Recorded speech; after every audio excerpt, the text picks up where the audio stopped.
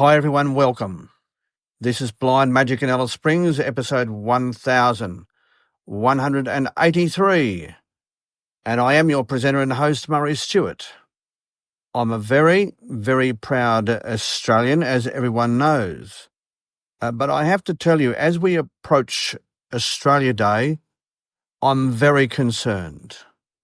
So what am I concerned about? Well, there was a most disgusting display of un-Australian behaviour in the southeastern suburbs of Melbourne only a couple of days ago, when a synagogue was burnt, damaged and almost destroyed.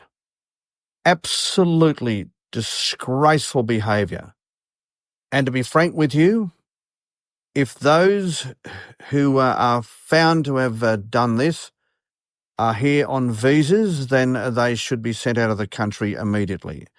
They are the sort of people we do not need in our country. I'm also concerned about how it has got to this in Australia. Is it because some extreme left elements of the Labor Party and also the Greens Party in Australia are influencing our government in such a way that at the United Nations we are siding with anti-Israel sentiment to vote along lines that are most concerning against our ally and friend Israel? And I believe this is fueling this sort of dissent in our country.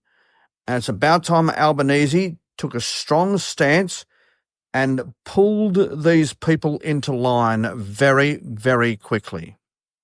Israel is the only true democracy in the Middle East, and they have always been a powerful ally of this country, and many Jewish people have fought for our country and have established businesses in this country. Yes, they are hard-working Aussies. And for them to be treated in this manner, as I said, is nothing short of disgraceful. And it has to stop, and it has to stop very, very fast before situations get worse in what is, in my view, one of the greatest countries in the world, that being my country, Australia. And we want to keep it that way. We absolutely do, but these fires of dissent need to be put out quick smart. They do. And the person who can do that is our Prime Minister, but he is showing a concerning lack of leadership on this issue, a very concerning lack of leadership. I'm not sure what you think, but as I said, as we approach Australia Day, I'm feeling less proud of certain elements of our country. What a shame to have to feel that way about some of your fellow citizens. But I am calling on, as many have our Prime Minister to step up to the plate, do what needs to be done. In fact, I know yesterday he was called on to declare this act of vandalism and destruction as a terrorist act. And in fact, it was. Of course it was. An act of, destroying and defacing a place of worship is, in my view, an act of terrorism, particularly in a peaceful democracy like Australia that was founded on Christian and Judeo values. Let's never forget that. It's absolutely true, and those values are being dismantled by some of the worst elements of our great country. And action needs to be taken very, very quickly. I will remain a proud Australian. I'm certainly going to not let these acts dictate the way I think, but it does make me a little angry, I have to say.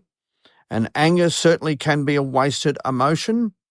So I intend just simply to become vigilant wherever I can and to do what I can to ensure that this sort of behaviour is thought on with great chagrin by most of us. And if it is, and it's not given any form of approval, and if the full force of the law is turned against these people, then we should see less of it. But if there are some elements of our political class that in any way, shape or form give these people a leg up by supporting such behaviour, then where are we then? Where are we then? I'm hoping this will not be the case. There is an upcoming election, and so it will give a chance to all of the political classes in this country to nail their views to the mast, and they will be revealed. They will absolutely be revealed, particularly the Greens. The Greens have most definitely been a party that has led the charge in terms of racist sentiment toward our Jewish community. And as I said, certain members of the far left of the Labor Party, they will certainly be sorted out when it comes to the election, because I think there are many, many people who are armed and ready to walk into the election booth, armed with their pen, to most definitely put a no in the section that may otherwise have meant they would have voted for the Greens or the Labor Party. Yeah, I do think they're armed and ready, I do.